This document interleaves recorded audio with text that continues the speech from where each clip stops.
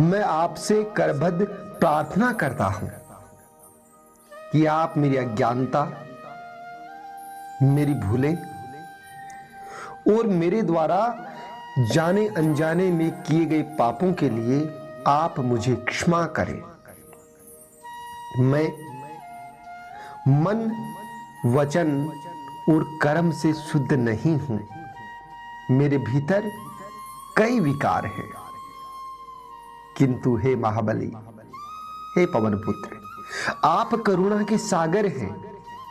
जैसे आपने श्री राम के भक्त विभीषण और सुग्रीव को शरण दी,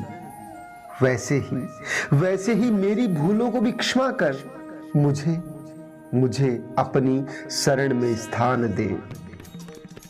हे वीर बजरंगबली, मैंने कई बार अपनी जिम्मेदारियों से मुंह मोड़ा है, आलस्य किया है और अपने कर्तव्यों को ठीक से नहीं निभाया।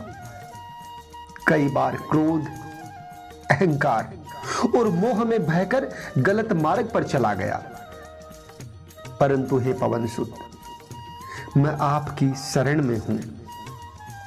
मुझे आप क्षमा करें, मुझे सद्बुद्धि प्रदान करें, जिससे मैं अपने जीवन को धर्म और सत्य के मार्ग पर चला सकूं।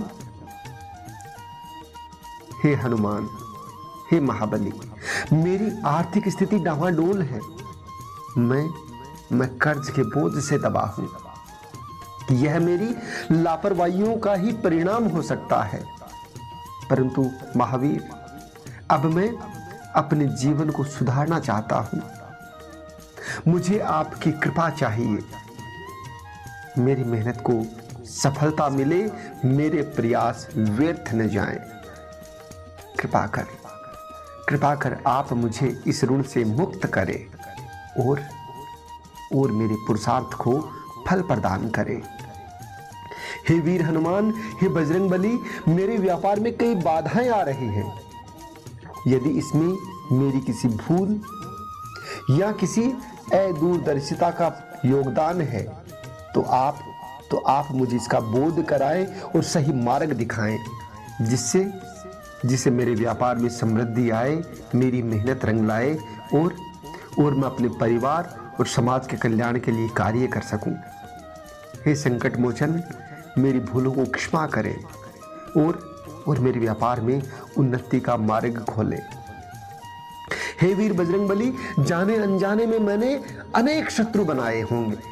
कुछ मेरी भूलों के कारण